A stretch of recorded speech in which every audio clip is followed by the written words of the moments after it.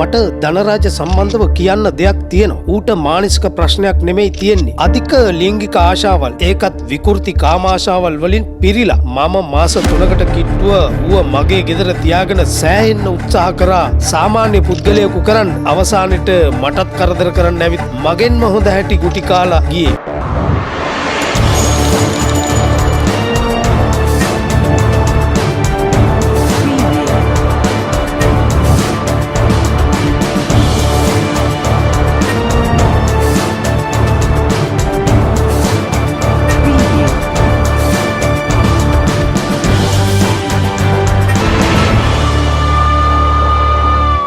ආයිබෝවන් රුහිරු television වෙතින් අපි ඔබ පිළිගන්නවා ඉතාමත් ආදරෙන්. අපි මේ දවස්වල මීට ඉස්සෙල්ලත් වීඩියෝ එකක් කරා මේ ධනරාජා කැන්ඩියාසේල හිට්පහේ දත්ත. ඉතින් මේ තුන්දෙනා ගැන තමයි අපි අදත් කතා කරන්නේ. මොකද මටත් වීඩියෝ එකක් ගහලා තිබ්බා ඔය කැන්ඩියාසේල කියන එක. සිය ලොකු මහත්තයා මගේ හොඳම ළඟම යාළුවෙක්. දන්නවද? තෝ ඒක මතක තියාගන්න. හරිද? ඔබට ඕන නම් මම නුවර පොලිසියේ ලොකු මහත්තයාගේ නම්බරේ දෙන්න. ඔබ කෝල් එකක් කරන් ආපන් මය ගැන.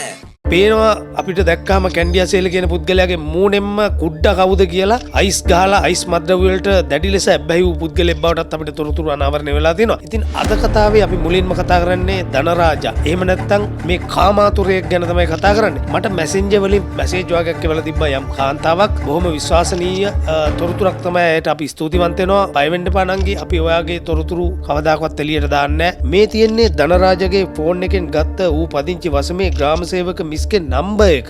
මේ මිස්ටත් ලිංගික යෝජනා ගොඩක් මැසේජ් වලින් යවලා තිබුණා. ඒත් මේ මිස් ඒ වෙනුවෙන් කිසිම ක්‍රියාමාර්ගයක් අරන් තිබුණේ නැහැ. ඒ හේතුව තමයි ක්‍රියාමාර්ගයක් ගන්න නැත්තේ මේ මිනිස්සු ජීවත් වෙන්න ඕන ලැජ්ජාවට බයයි. ගෞරවාන්විත රස්සාවක් කරනකොට මේ වගේ කාමාතුරෙක්ගෙන් මෙවැනි ලිංගික අපයෝජන අඩත් එට්ටම් වෙනකොට ඒ මිනිස්සුන්ටත් මේවා දරා ගන්න බෑ. නමුත් කෙසේ හෝ දරා ගන්නවා ඒ ලැජ්ජාවට බීතිය නිසා. කෙසේ වෙතත් පුළුවන් නම් ලොකු දෙයක් අයියේ ධනරාජා කියන උම්මත්තකයව නීති ඉදිරියට ගේන්න. ඒ වගේම මගේ නමක් ගමක් ප්‍රසිද්ධ නොකරනවා නම් මන් දන්න හැම දෙයක්ම අයියට කියන්නම්. බොහොම ස්තුතියි නංගි.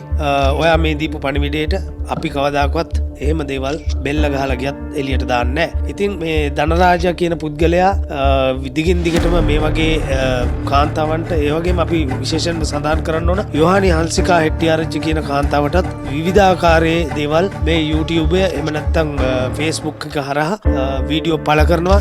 යොහානි හංසිකා හෙට්ටිආරච්චිව මම අරගෙන ආවා. යොහානි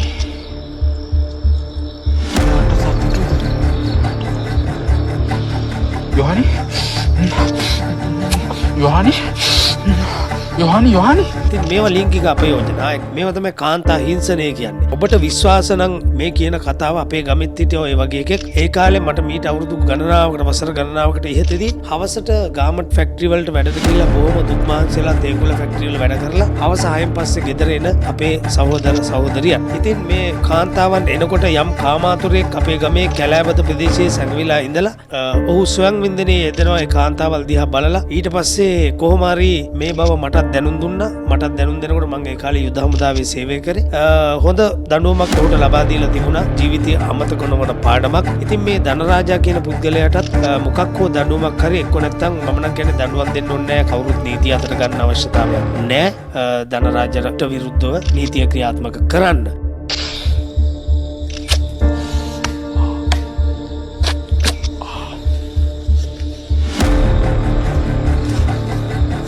BDSM පනිෂ්මන්ට් කරලා රෆ් විදියට තමයි කරන්නේ. යොහානි කරන්න දෙයක් නැහැ. යොහානි හංසිකා හෙට්ටිආරච්චිව මම අරගෙන ආවා.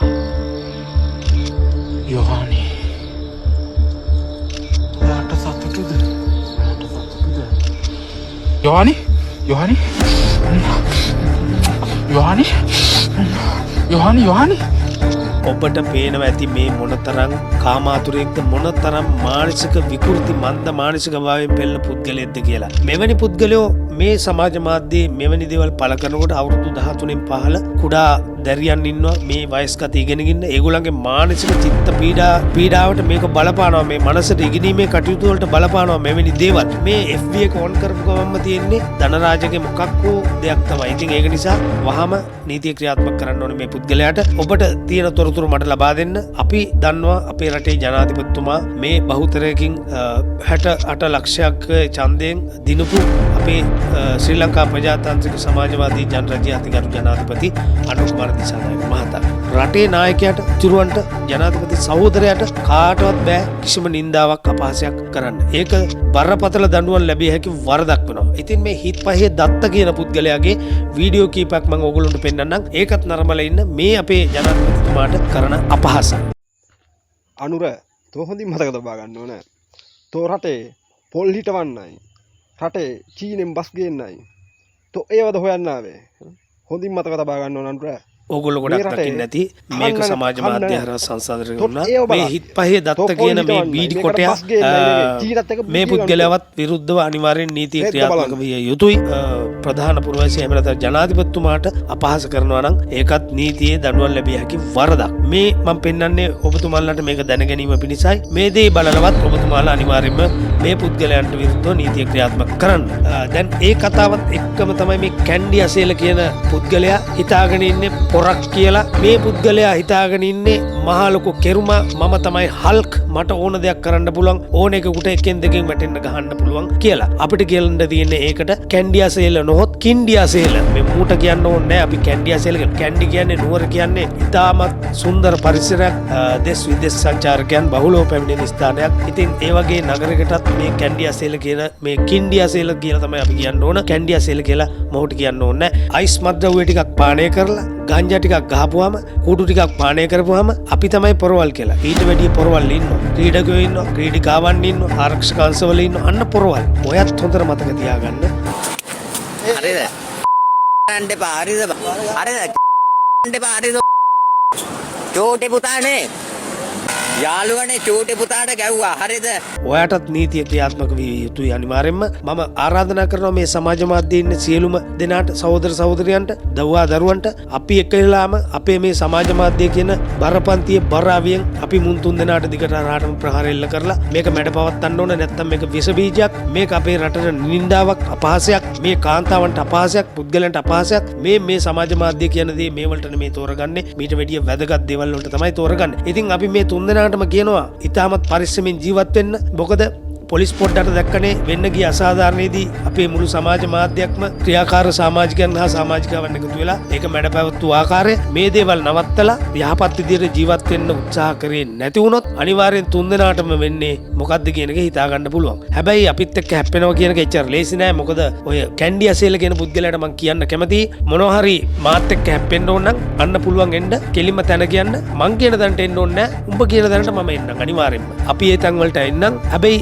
ඊටත් වැඩිය හොඳයි කියලා හිතෙනවා මේ පොලිස් ස්ථානවලට මේ මෙවුන්ගේ තියෙන සාක්ෂි දීලා මොවුන්ට විරුද්ධව නීතිය ක්‍රියාත්මක කරනවා නම් හොඳයි. පොලිස් ස්ථානාධිපතිවරුනි ඔබතුමන්ලට අපි නැවතත් කියනවා රුහිරු ටෙලිවිෂන් වෙතින් මේ තුන් දෙනාට විරුද්ධව නීතිය ක්‍රියාත්මක කරන්න. මේ රටක මෙහෙම වෙන්න බෑ. මේ රටේ මීට වැඩිය වැදගත් දේවල් තියෙනවා. පාරේ කාන්තාවක් හෝ ඉස්කෝලේ පාසල් වෙලා ගෙදර එන දැරියක් එනවනම් ඒ දැරියට හැංගී ගියා නම් අපි ඒ දැරිය දිහා බලන ආකාරය අනුව ඒ කාන්තාව දිහා බලන ආකාරය අනුව හැංගී ගියා නම් මේක මේ බලන්නේ ඉතාමත් අශෝභන කැත විදිහට කියලා යාට හැංගී ගියා නම් ඒකත් බාල අපරාධයක් හෝ කාන්තා හිංසනයක් හැටියට තමයි නීතියේ මන් දන්න විදිහට සටහන් වෙලා තියෙන්නේ. ඉතින් කාටත් චණ්ඩි කියලා පෙන්වන්න මේ සමාජ මාධ්‍ය ඉස්සරහා මම චණ්ඩියා, මම දාන ගස්සනවා, මම ගහනවා, ආවොත් දෙකෙන් ඕන එකෙකුට ගහනවා, පැහැර ගන්න මිනිසුන් ඒ දේවල් ප්‍රකාශ කරන්න බෑ. ඒ දේවල් ප්‍රකාශ කරනවා නම් අනිවාර්යෙන් නීති විරෝධී. මේ රටේ උත්තරීතර නීතියට අභියෝග කරනවා කැන්ඩි අසේලලා වගේ පුද්ගලයෝ, ධනරාජලා වගේ පුද්ගලයෝ, ඒ වගේම හිත් පහේ දත්තලා වගේ මේ ප්‍රජාතන්ත්‍රවාදී සමාජවාදී ජනරජයේ